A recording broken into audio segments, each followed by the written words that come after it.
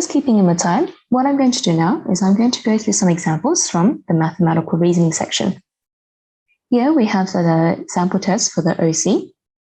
And similarly, I'm just going to pick a select few just to work through together and show you how I might pick something or why. And again, especially in the way that might be a little bit more time efficient for you. Of course, there are other ways as ways that might get you the efficient strategy. However, I'm just looking more at, if I am pressed for time, what is the best way to sort of tackle this? So let's have a look at this one. It says, triangle represents a number. We have 67 minus triangle equals 32 plus 17. This is one of those number sentence questions where you have to think what's the missing number by thinking in a Zaza two-step part. So over here on this side, I might even just put it into sort of two circles. We have the right side and we have our left side. There is something missing in the left side that we don't know. In order to solve it, we need to find out what it is on the right side that it totals up to. So first thing I'm going to do is 32 plus 17. I'm going to use my split strategy to solve this one. So instead of going 32 plus 17 using an algorithm, if you're quite comfortable using them strategies, I do recommend it that you do it this way. So we have 30 plus 10, and then we have 2 plus 7. Again, if you're more comfortable with other ways like algorithms or jump, be my guest.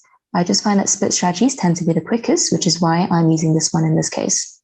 So we have 30 plus 10, just using the 10 place value. That will lead me to have 40. And now we have 2 plus 7, which makes 9. So I've got 49 as my answer, which I'll write down over here. That means that on our right side, it's going to equal 49. And hey presto, on the left side as well.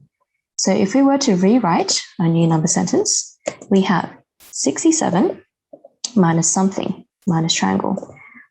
I'm going to put a question mark there. So if we have a think about this one, now we know that we only have one more step left. We can do this by thinking as a subtraction question, or you can think of it as an addition question. It's up to you. But for this one, I might make it a subtraction question.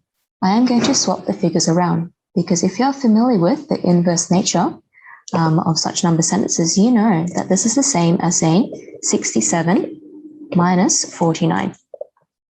If you go 1 plus 2, that makes 3. If you go 2 plus 1, that makes 3. That's exactly what I'm doing here. Something plus 49 equals 67. Or 49 plus something makes 67. I'm swapping it around, so now that my number sentence will read 67 minus 49 equals something. If I have a think of that, I could use my split strategy. I could use my jump strategy. Just for the sake of mixing it up a little bit, I will go with the algorithm there. So here, we're going to make sure that we borrow. If we have 7 minus 9, that's not possible. We need to make sure we trade in or borrow, as some people call it, from the next place value, which is our 6 and our 10s. That 6 will become a 5. And that means I'm going to put a 1 over here. So that means that we're trading in a 10 from the 10 place value. So instead of 7, we have 17. We think 17 minus 9. That's going to give us 8. So make sure I write my 8 there in the 1's place value. Now we're left with 5 minus 4 in our 10s. That's simply going to be 1. Okay, so we have 18 for that. And hey, we have 18 as one of our options. But just in case, as double check, we're just going to make sure that we put it in and that it makes sense. So we should have 67 minus 18 equals 49. Even if I have a look at that, a quick glance at that, using my estimation skills, I know that that's going to be somewhere along the right line. If I have something about, like, say, 60 minus 20, that's going to be around 40. So if I have 60 something minus around 20, that's going to be 40 something. So use your estimation skills, use your prediction skills to help you with these. If you have time to check it completely and in detail, of course, that's the best way. Again, right now, I'm just doing sort of the shortcut way of things.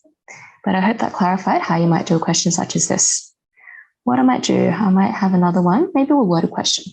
Let's go into this one. It says, Liu Wei got on a train at 20 to midnight. Again, I'm just going to make sure I highlight or underline my key set of information.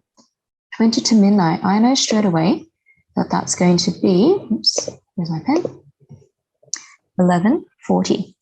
And I'm going to write 11:40 p.m. just to make sure, because it seems like we might be having to just be careful of AM, PM in this question. So I think 20 minutes to midnight, take 20 minutes, wind back the clock, 11:40 p.m. Let's continue reading. He got off the train at 2:45 p.m. the next day. That's a long train ride. But what I'm going to do is same as before. I'm just going to write here 2:45 p.m. because what I like to do is I like to sort of write out things, even to help me sort of visualize. So basically, I'm now thinking of I need to get somehow from 11:40 to 2:45. There are several ways to do this, but one of the easiest ways you might find is to start by thinking of this as midnight. I'm going to get my pen again. Oops. So think of it as midnight. If I do, I find it easier to go from midnight till the next day 2:45 p.m. Now, keeping in mind that it is p.m., it's not a.m.